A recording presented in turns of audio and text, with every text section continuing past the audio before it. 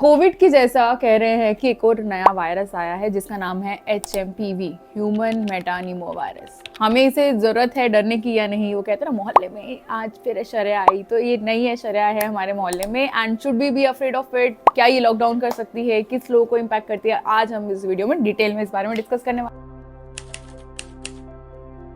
So first, ये है क्या? ये एक वायरस है, आरएनए वायरस है। कोई भी वायरस अगर आरएनए वायरस होता है, स्पेसिफिकली रेस्पिरेटरी वायरसेस जो होते हैं वो बहुत जल्दी म्यूटेट करते हैं, इसीलिए इनसे जो खतरा होता है लोगों को ज़्यादा होता है। पर क्या HMPV से डरने वाली बात है? क्या ये नया वायरस है? नहीं, ये नया वायरस नहीं है। ये 2001 में फर्स्ट टाइम डिटेक्ट हुआ था, लेकिन ये कम से कम 50-60 सालों से वी अंडरस्टैंड कि वो है। और ये कौन से वेदर में ज़्यादा होता है? ये स्प्रिंग विंटर्स में होता है। क्यों ये विंटर्स में ही ज़्यादा होता है? क्योंकि जब म्यूकोजा होती है, ये जो सारी जो लाइन होती है वो ड्राई हो जाती है, वो प्रोटेक्टिव होती है, और क्योंकि वो ड्राई हो जाती है तो चांसेस ऑफ इन्फेक्शन बढ़ जाते हैं। इसलिए स्प्रिंग और विंटर में इस तरीके के इन्फेक्शंस बढ़ जाते हैं। ये अक्सर किसको इम्पैक्ट करता है? ये वायरस इम्पैक्ट करता है बच्चों को, यानी 5 इयर्स से कम जो एज ग्रुप है उसको ज़्यादा इम्पैक्ट करता है। और इम्यूनो कॉम्प्रोमाइज स्टेट है, इम्यूनोसप्रेसेंट्स किसी को चल रहे हैं। इम्यूनोसप्रेसेंट्स किसको चलते हैं? किसी को अगर क्रोनिक डिजीज़ है, कैंसर स्टेट्स हैं, तो उन लोगों को चलते हैं। इम्यूनो जो कॉम्प्रोमाइज स्टेट कौन सी है? जैसे किसी को डायबिटीज़ है, किसी को हाइपरटेंशन है, एल्डरली है, और किसी को इस तरीके की बीमारियां हैं, टीबी है, जिसकी जो इम्यूनिटी है वो लो है। ऐसे लोगों को प्रेगनेंसी स्टेट है, ऐसे में ज़्यादा चांसेस होते हैं इन्फेक्शंस HMPV के होने के। इसके लक्षण क्या हैं? ये क्योंकि रेस्पिरेटरी वायरस है, ये फेफड़ों को आपको इम्पैक्ट करता है, lower and upper respiratory tract को ये ज़्यादा इम्पैक्ट करता है। तो इसके लक्षण मोस्टली फ्लू लाइक सिम्टम्स होते हैं।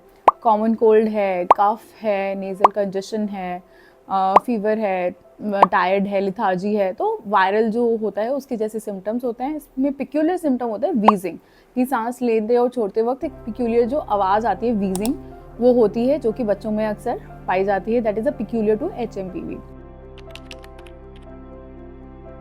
तो क्या हम इससे डरना चाहिए? हम इससे बचें कैसे? तो प्रिकॉशनरी आप, क्योंकि ये ड्रॉपलेट इन्फेक्शन है, ड्रॉपलेट इन्फेक्शन यानी कि ड्रॉप्स के थ्रू वो फैलता है। तो अगर आप एक दूरी बना के रखेंगे, वो 6 गज की दूरी है ज़रूरी, जो हमने कोरोना में किया था। सो इट्स वेरी इंपॉर्टेंट कि वो आप एक डिस्टेंस मेंटेन करके रखें, क्योंकि ड्रॉपलेट इन्फेक्शन है, यहाँ पर आया तो आपको इन्फेक्ट होने के चांसेस है। तो इट्स इंपॉर्टेंट कि आप हैंड वॉशिंग हाइजीन को फॉलो करें।